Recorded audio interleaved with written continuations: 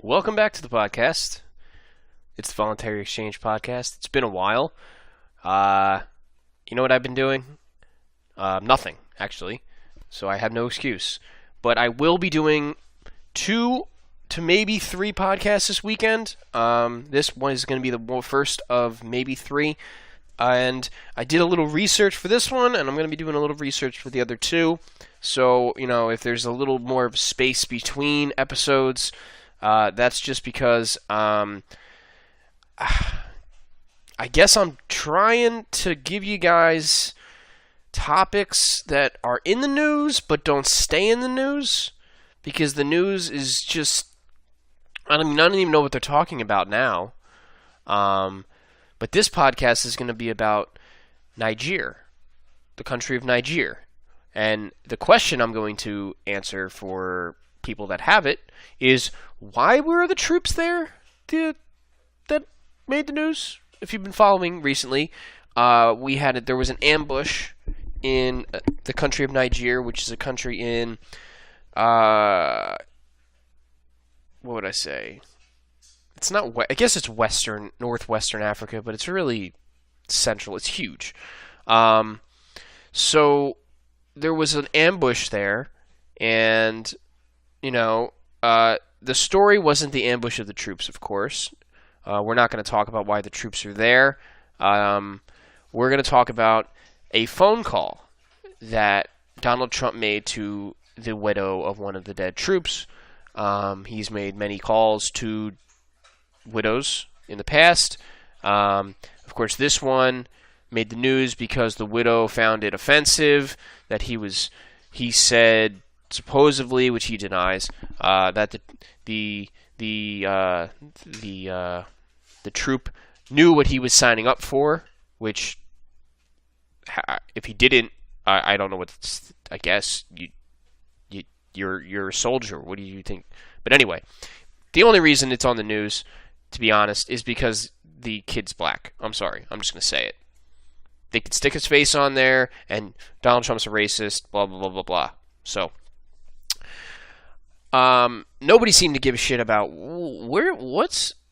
I know, and people who aren't douchebags know that there's countries other than America, but most Americans are busy arguing about the NFL and Colin Kaepernick, and transgendered bathrooms to give a fuck about what the rest of the world's doing. So, of course, the first question is, why is our troops there in Niger? So I thought I'd answer that for you guys today. I did enjoy, not shocked, but I did enjoy, we had, the chicken hawks of the Senate, guys like Lindsey Graham and Chuck Schumer running around saying, I didn't even know we had troops in Niger. And in the next sentence saying, but they're probably there to fight the terror and to protect our freedom, so we need to support them because Lockheed pays for me to be reelected. So, that was funny. They're all over the news pretending that, these troops are there to heroically defend America, when they're probably just sent there not knowing why the fuck they're there, and then they get sent on some bullshit, which I'll go into. So, going to be kind of a short episode because I don't want to go too crazy, but it might run a little long, to be honest. Now,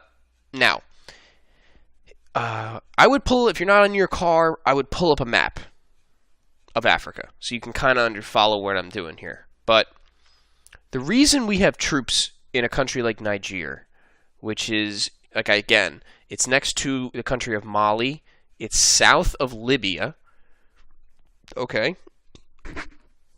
It's near Nigeria, in that area. So you have Boko Haram in Nigeria, that terrorist group. You have Liberia, or Boko Haram, we got to get the kid, and then there's Comey, we got to get the kids and save the kids. And remember Libya, which, we destabilized because we had to kill Qaddafi because the Italians told us that he was going to nationalize the oil, and he was just not going to work with Americans, so Hillary decided we needed to kill him and back Al-Qaeda pretty much to take over that country, which they did. And then they proceeded to murder any Southern African. When I say Southern African, you have to remember Africa is so big. North Africa, the people that live there, if you look at them, and they are more Arab looking, Middle Eastern looking, and then you have darker Africans as you go more south. The regime that we backed, Al-Qaeda, to overthrow Qaddafi, slaughtered those people and took them into slavery. Actually, there's actual slave markets now in Libya. So that country kind of destabilized. So now you have guns and a destabilized country to the north that we created. And of course, that violence then spread south into Mali. There was terrorist attacks in Mali. The French really have a presence there more than we do.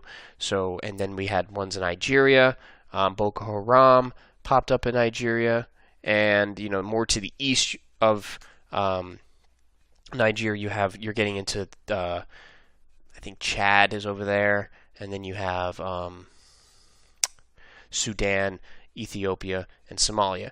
But let's go back. Why we're in Africa? So the military is broken up into command centers. You have the European theater, you have Asia, you have all that kind of stuff. So we have what we call AFRICOM.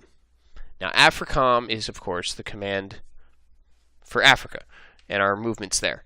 Now, AFRICOM was created. Did I put the date down here? Of course I didn't put the date down here. Why would I put the date down here? Back right after 9/11.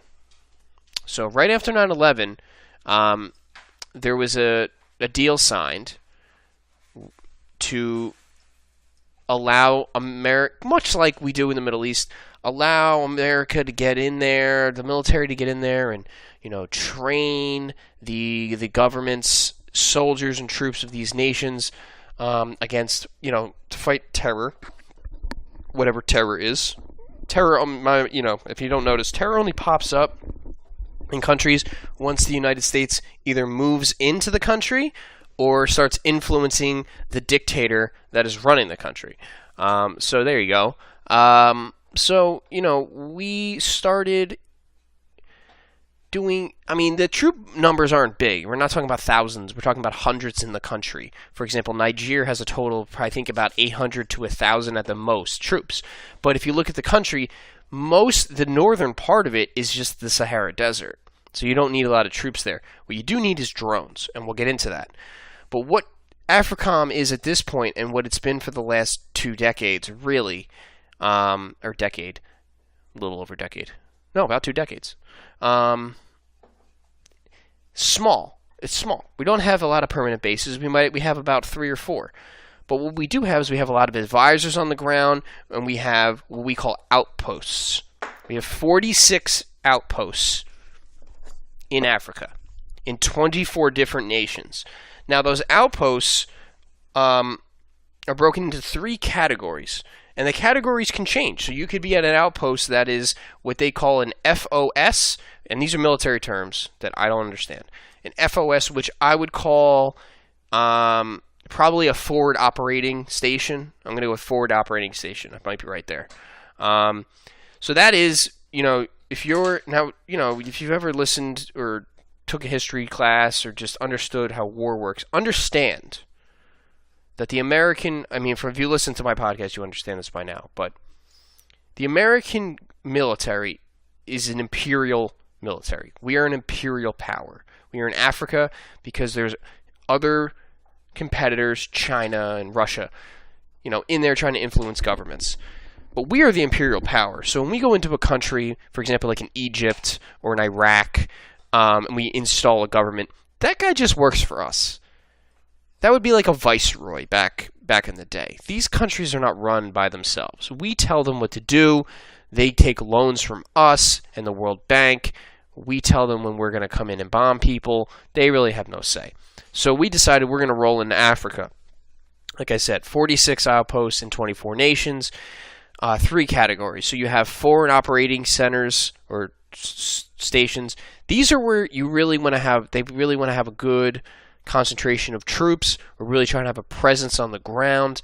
Then you have CSLs, which I think is kind of like a contingency security location, kind of like, when that forward operating center, blah, blah, blah, needs maybe some logistics help, or you need to send in some troops, or not really troops, but where will you keep the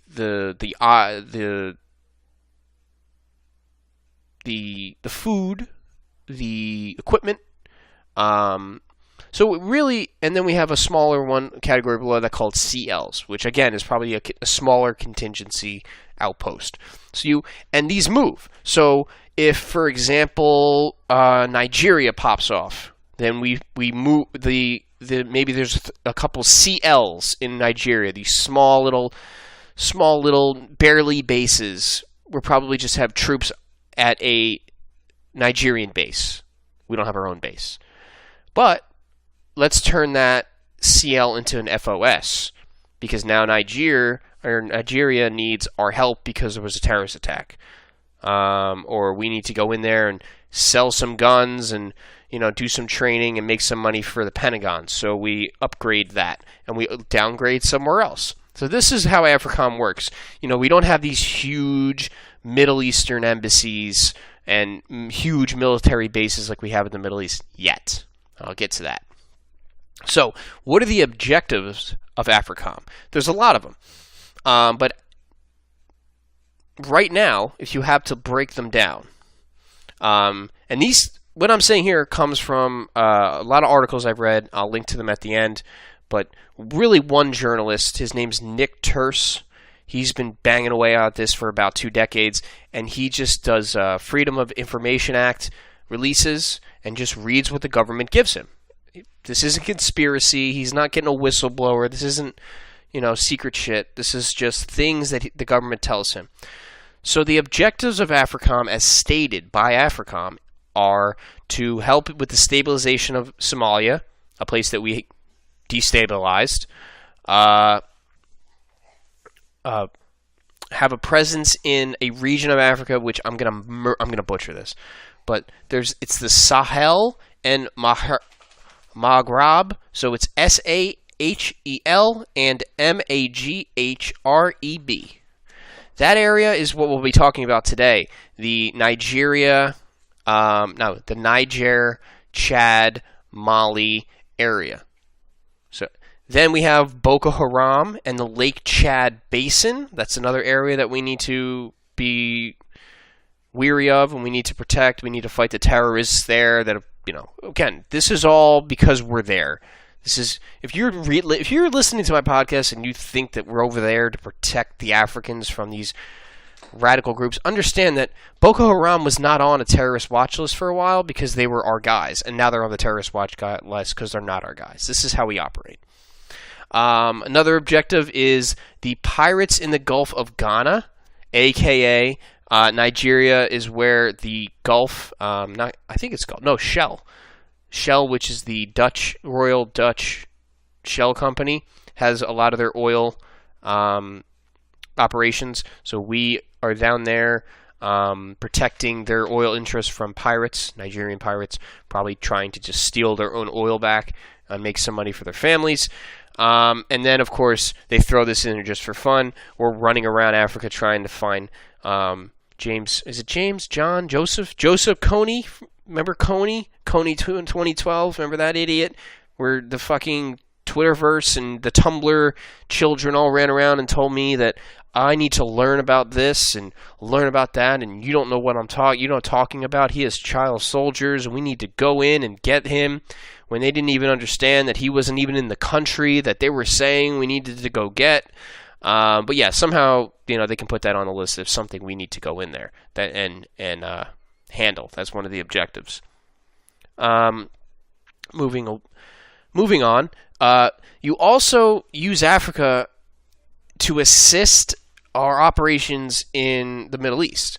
More accurately, Somalia and Yemen, which that war is disgusting. But if you look at Africa and you look at where we're strategically placing our bases, we can use them as kind of, if you're going to send a drone into Yemen, you could fly it back to Jordan, or you can fly it back to Africa, where we have, again, relationships with 24 nations. So it's really a staging area for another staging area that we're creating for our operations in the Middle East.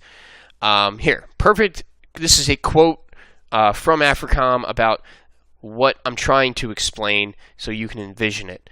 In describing the military presence in Africa, the officers from AFRICOM use the terms flexible light footprint, provide a posture, and preserve our partnerships. So that's really all it is. We're trying to be the shadowy guys in the background and pretend that, hey, we're like, that was kind of Obama's whole thing, right? We're not really, I don't have hundreds of thousands of troops invading this country. What are we really doing? All we're doing is flying robot death machines around your country and bombing areas and killing civilians. So who really cares? So that's really what we're doing there. Now, we do have 2 forward bases, and this is where, again, you need a map so you can kind of see what we're talking about here. We have Camp, I think it looks like Lemon.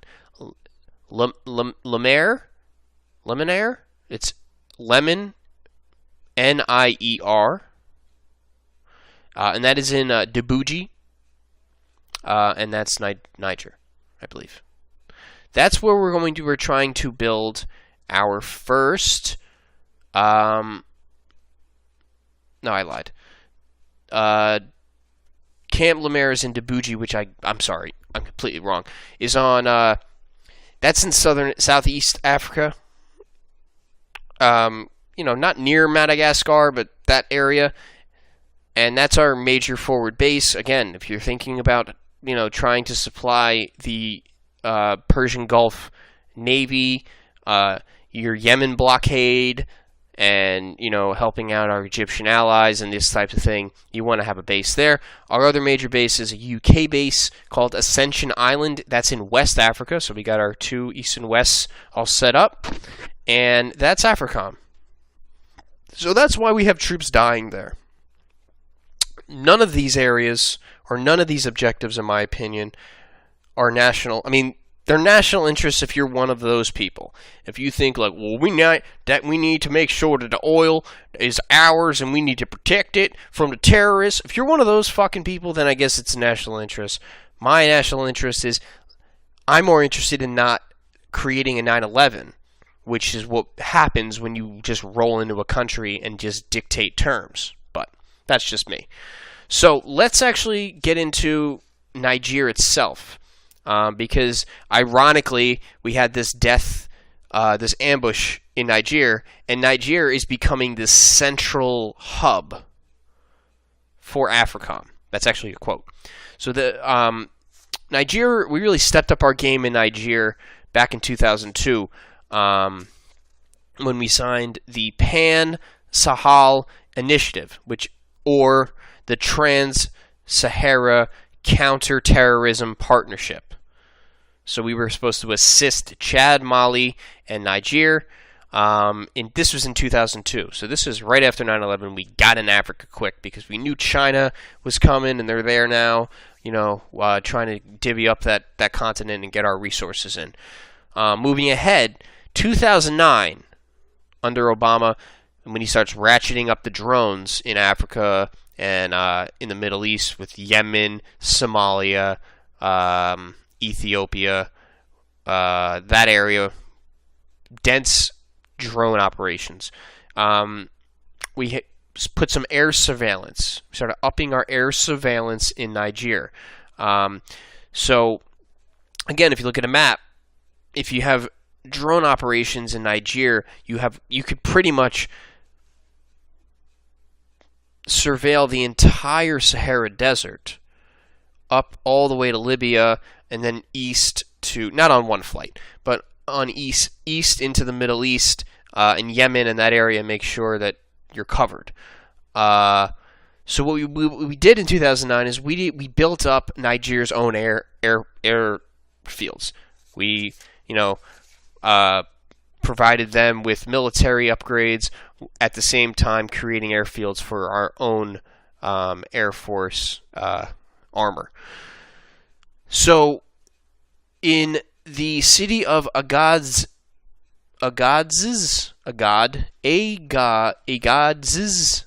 Niger, we're creating, and this was in The Intercept, and I'll link to that article.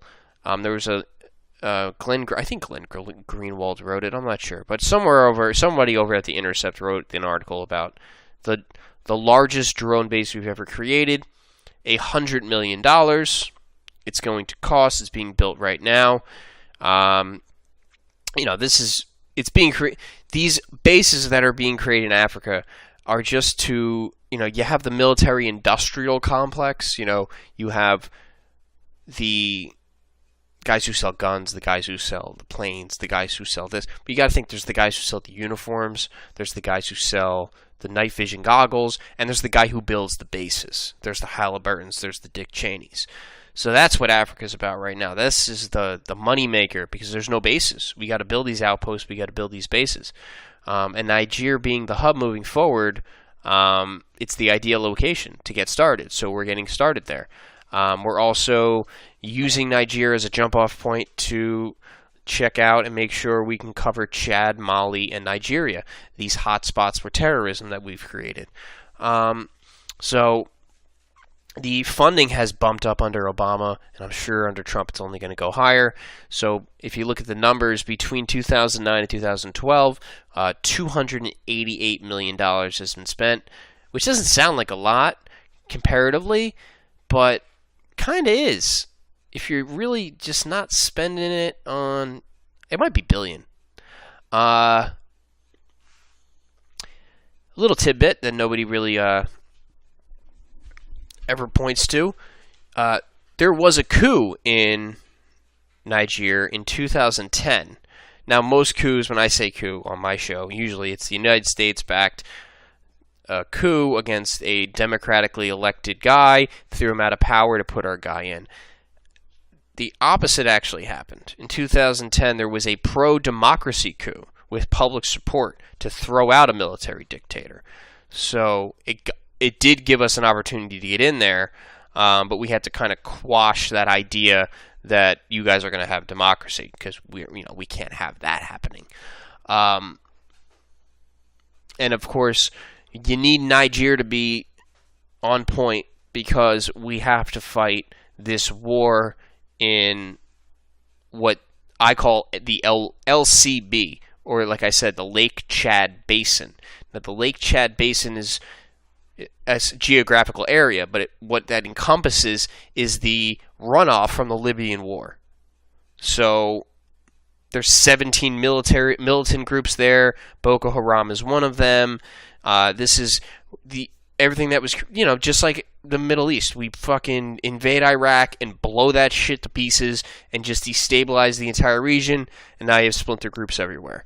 We're doing that in Africa. We did that in Africa with Libya. We destabilized it, and now we're moving in to colonize it in our own special imperial way, where we let you run your country, but we don't really let you run your country. So that's where I wanted to really wrap it up. It's just empire expansion. That's really what's going on here. We're expanding our empire. They're going to sell it as we're fighting the war on terror. The war on terror is really just the prerequisite to get into an area and stick there for resources. We're going to be fighting the war on terror in fucking Antarctica soon, because they're going to find, they have already found, the natural gas resources down there. That's going to happen.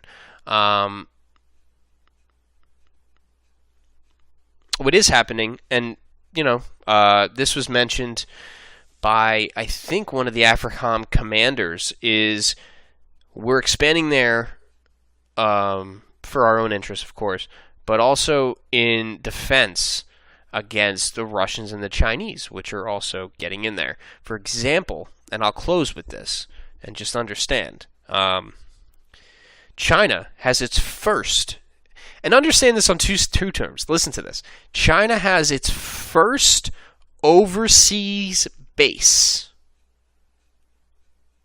in Djibouti, where we have ours, miles away from our base. So literally down the street. I'm not 10 miles, maybe, is the first Chinese base, and we have our base. So that's the tension that's growing there. But also understand that number. Their first base, okay? We have 30 bases, maybe that's a lie, 20 to 30 bases surrounding Iran alone. Okay? So when you get the fear-mongering coming your way, understand, we are beyond the big dick of the world. Nobody can fuck with us in terms of just doing shit.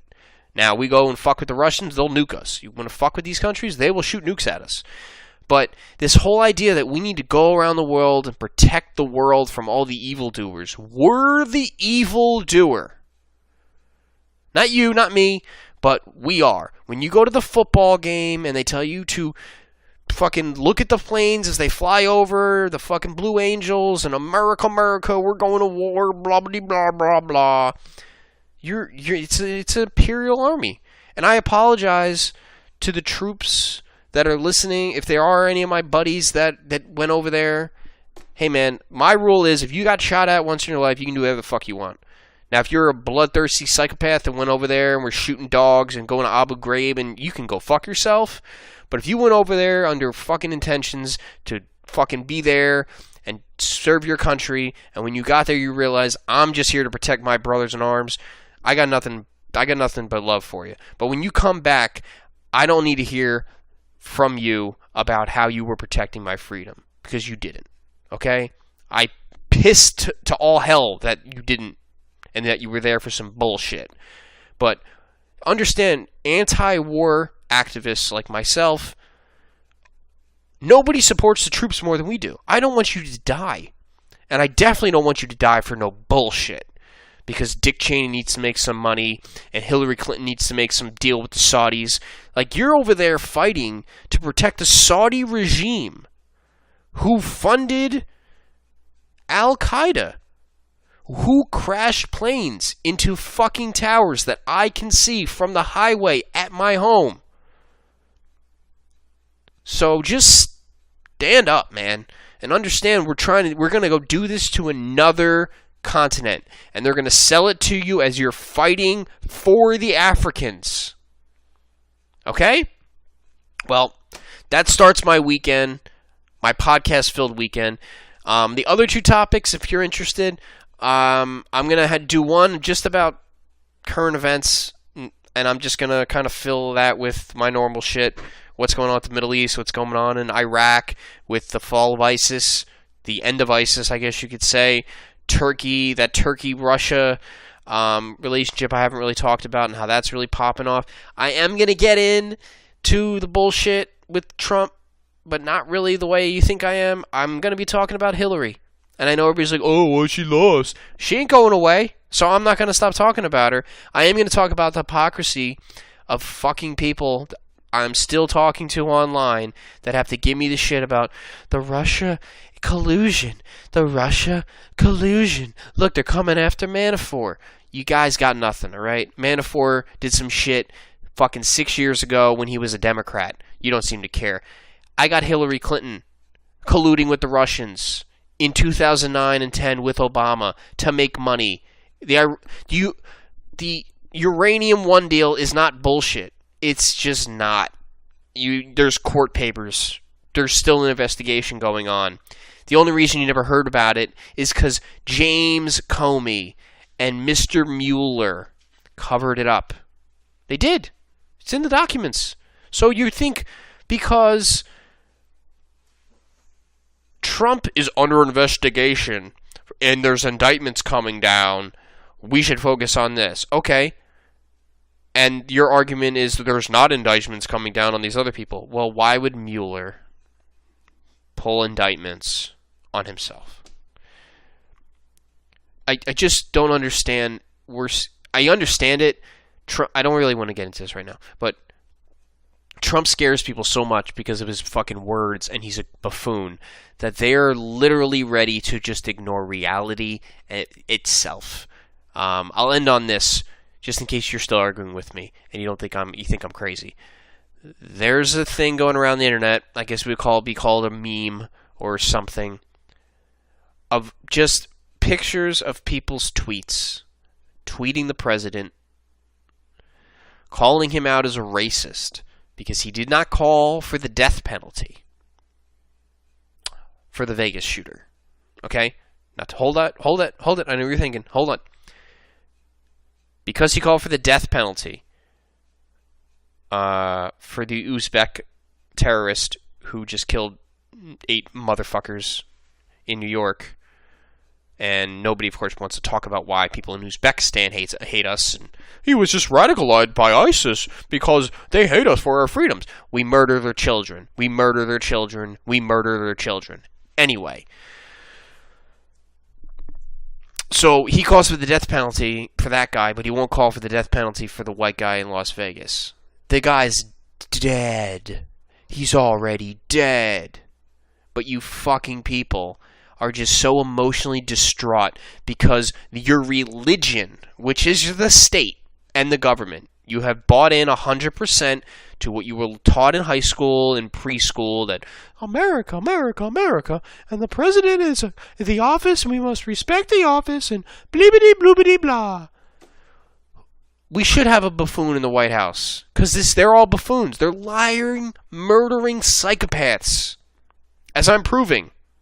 But anyway, that's for another podcast. I'll put them out. I'm not going to put them out all at once. And then we got the dump on the JFK assassination. Not everything. If you expected him to release everything, they put a gun to that motherfucker's head. All right? The CIA is not allowing Trump. That's not happening. But I am going to read through them. I got a lot of free time this weekend, so I'm going to be reading up on those articles probably tomorrow and tonight.